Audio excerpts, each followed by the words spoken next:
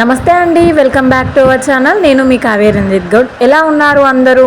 మీరందరూ అయితే అమ్మవారి దయ వల్ల ఇంకా బాగుండాలని చెప్పేసి మనస్ఫూర్తిగా అయితే కోరుకుంటున్నాను.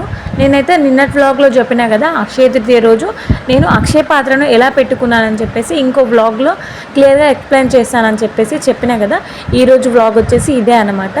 అక్షయ తృతీయ రోజు నేను అక్షయ పాత్రను ఎలా పెట్టుకున్నాను, అలాగే కుబేర కొంచెం ఇంకా ఉప్పు దీపం ఇవన్నీ ఎలా పెట్టుకున్నాను అని చెప్పేసి ఫుల్ డీటెయిల్స్ అయితే ఈ వీడియోలో అయితే చెప్తాను. వీడియోని ఎండ్ వరకు స్కిప్ చేయకుండా చూసేయండి. అసలు అక్షయ తృతీయ రోజు ఖచ్చితంగా ఈ అక్షయ పాత్రను పెట్టాలా, పెట్టవలసిన అవసరం ఉందా అని చెప్పేసి చాలామందికి అయితే డౌట్ వస్తుంది. దాన్ని కూడా నేనైతే క్లారిటీ ఇస్తాను.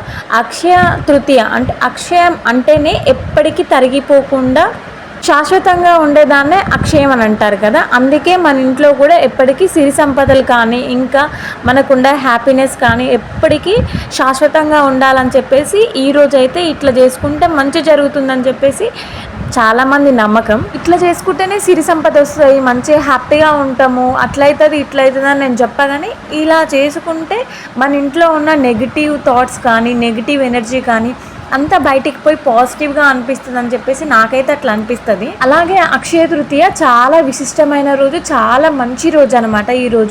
ఈరోజు ఏ పనులు మనం స్టార్ట్ పెట్టినా కూడా ఆ పనులు అయితే ఖచ్చితంగా సక్సెస్ఫుల్గా కంప్లీట్ అవుతాయి. అక్షయ తృతీయ రోజు జరిగిన పనులన్నీ ఖచ్చితంగా కంప్లీట్గా సక్సెస్ఫుల్గా అయినాయని చెప్పేసి మన పురాణాల్లో అయితే చాలా ఉన్నాయి.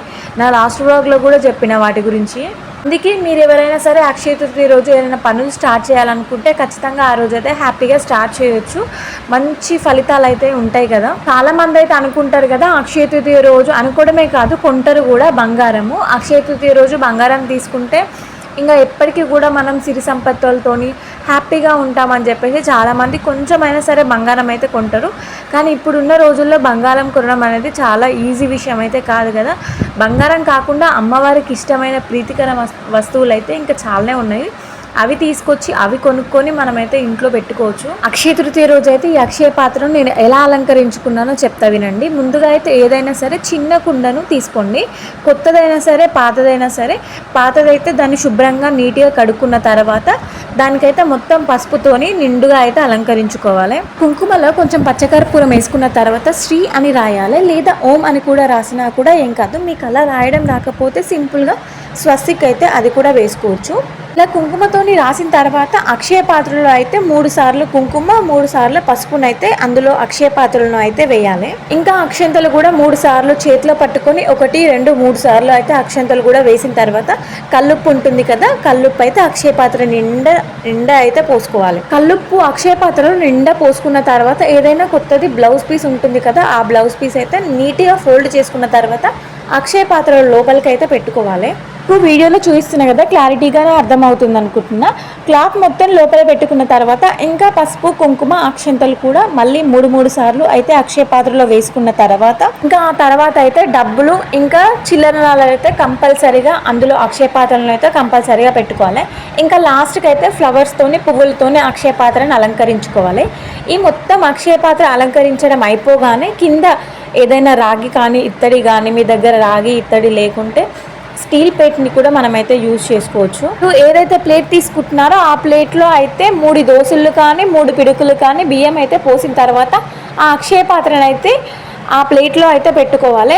ఏ ప్లేట్లో అయితే మనం బియ్యం పోసుకుంటున్నామో ఆ ప్లేట్కి కూడా మనం పసుపు కుంకుమతో అలంకరించుకున్న తర్వాత 3 సార్లు పసుపు 3 సార్లు కుంకుమ 3 సార్లు అక్షంతలు వేసిన తర్వాత మనం ముందుగా ప్రిపేర్ చేసి పెట్టుకున్న అక్షయ పాత్రను అయితే ఆ పళ్ళెంలో అయితే పెట్టాలి. ఇక ఈ అక్షయ పాత్ర వచ్చేసి మాకైతే ఆనవాతి ఉందో లేదో నాకైతే తెలియదు, కానీ ఈసారి అనమాట ఫస్ట్ సారి మేము పెట్టుకోవడం. ఇంతకు ముందుకైతే మా పెళ్ళి కాక ముందుకైతే అక్షయ తృతీయ అప్పుడైతే మా అత్తమ్మ అయితే బంగారం ఎంతో కొంత కొని అయితే ఇంటికి తెచ్చుకొని పూజా మందిరంలో పెట్టుకొని పూజ చేసుకునేదంట. కానీ అక్షయ పాత్ర అయితే ఎప్పుడైతే పెట్టలేదు, ఇదే ఫస్ట్ టైం అనమాట.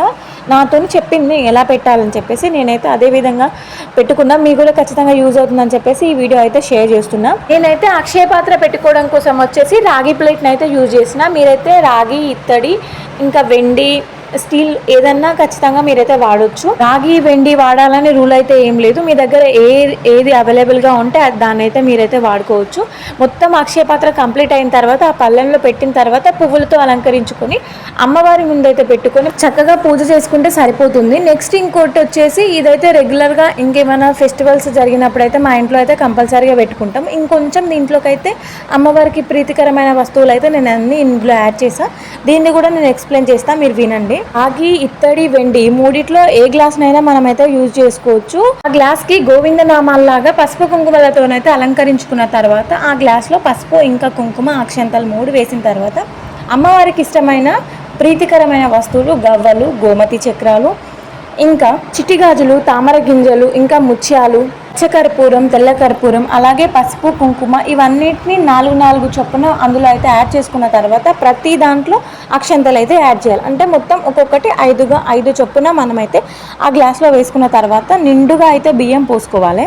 అలా నిండుగా బియ్యం పోసుకున్న తర్వాత కింద ప్లేట్లో అయితే పసుపు కుంకుమలతోని చిన్నగా బొట్టు పెట్టుకున్న తర్వాత మన దగ్గర ఉన్న కాయిన్స్ ఉంటాయి కదా, చిల్లర నాణాలు, వాటితోనైతే అష్టదళం ముగ్గులాగా వచ్చేలాగైతే నేనైతే పెట్టుకున్నాను అనమాట. మీకు వీడియోలో క్లారిటీగానే అవుపిస్తుంది అనుకుంటా.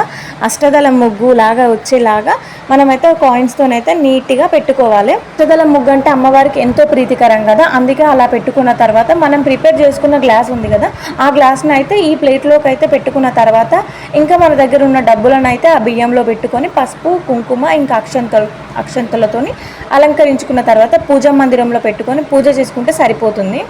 ఇక లాస్ట్ వచ్చేసి ఉప్పు దీపం, అదే అండి ఐశ్వర్య దీపం ఎలా పెట్టాలో కూడా నేను చెప్తాను. నా లాస్ట్ వీడియోస్లలో కూడా నేను చెప్పిన ఐశ్వర్య దీపం ఎలా పెట్టుకోవాలని చాలా ఈజీ ప్రాసెస్. ఫస్ట్ అయితే ఒక పెద్ద కంచుడు తీసుకున్న తర్వాత కంచుడికి అయితే పసుపుతోని మొత్తం నిండుగా అలంకరించిన తర్వాత పసుపు కుంకుమలతోని కూడా మంచిగా అలంకరించుకోవాలి. ఇంకో 2 దీపపు కుందులు కూడా తీసుకున్న తర్వాత వాటిని కూడా మొత్తం పసుపుతోని అలంకరించుకున్న తర్వాత పసుపు కుంకుమ పెట్టి ఒకదాని మీద ఒకటి దీపపు కుందు పెట్టి మీద దీపపు కుందులో అయితే నెయ్యి లేదా ఆవు నెయ్యి అయితే పోసి దీపం పెట్టుకుంటే చాలా మంచిది. మీ దగ్గర ఆవు నెయ్యి అవైలబుల్గా లేకుంటే మామూలుగా మనం డైలీ దీపారాధనకు యూజ్ చేసే అదే నూనెనైతే మనం పెట్టుకొని ఉప్పు దీపం అయితే పెట్టుకోవచ్చు. ఏకవత్తి లేదా అగరవత్తులతోనైతే దీపారాధన చేసుకున్న తర్వాత అమ్మవారికి భక్తి శ్రద్ధలతో మొక్కుకుంటే సరిపోతుంది. ఇంకా అక్షయ పాత్రలో వేసిన ఉప్పు కానీ అలాగే మనం ఐశ్వర్య దీపం పెట్టుకున్నాక ఆ ఉప్పు కానీ ఏం చేయాలని చెప్పేసి చాలామందికి డౌట్ వస్తుంది కదా. నెక్స్ట్ డే అయితే ఆ ఉప్పు తీసి ఎవరి తొక్కని ప్రదేశంలో అయినా లేకపోతే ఇంకా నీళ్ళలో కలిపి చెట్లకు కూడా మనమైతే పోసుకోవచ్చు. పూజ అంతా అయిపోయిన తర్వాత కంపల్సరీగా ధూపం వేయడం మాత్రం అస్సలు మర్చిపోకండి. అమ్మవారికి ఎంతో ఇష్టమైన ధూపం అయితే ఖచ్చితంగా వేయాలి. మీకు వీలైతే ప్రతి శుక్రవారం కూడా ఇంట్లో ధూపం వేసుకోవడానికి అయితే ట్రై చేయండి. సాంబ్రాణి వేస్తే నెగిటివ్ ఎనర్జీ అంతా ఖచ్చితంగా బయటికి వెళ్ళి పాజిటివ్ వైబ్స్ అయితే ఖచ్చితంగా వస్తాయి. ఇక ఇదన్నమాట అక్షయ తృతీయ రోజు నేను ఇట్లా పెట్టుకున్న అక్షయ పాత్ర. ఖచ్చితంగా మీకు కూడా యూజ్ అవుతుందని చెప్పేసి ఈ వ్లాగ్లో అయితే షేర్ చేసిన. ఐ హోప్ ఈ వీడియో మీకు నచ్చిందని అనుకుంటున్నాను. ఇంతకీ అక్షయ తృతీయ రోజు మీరు ఎట్లా పూజ చేసుకున్నారు, ఇంకా ఏమైనా బంగారం అలాంటి వస్తువులు ఏమైనా కొన్నారా, నాతోనైతే షేర్ చేయడం మాత్రం మర్చిపోకండి. అందరూ అమ్మవారి దయ వల్ల సిరి సంపదలతో అష్టైశ్వర్యాలతో ఉండాలని మనస్ఫూర్తిగా కోరుకుంటున్నాను. బాయ్.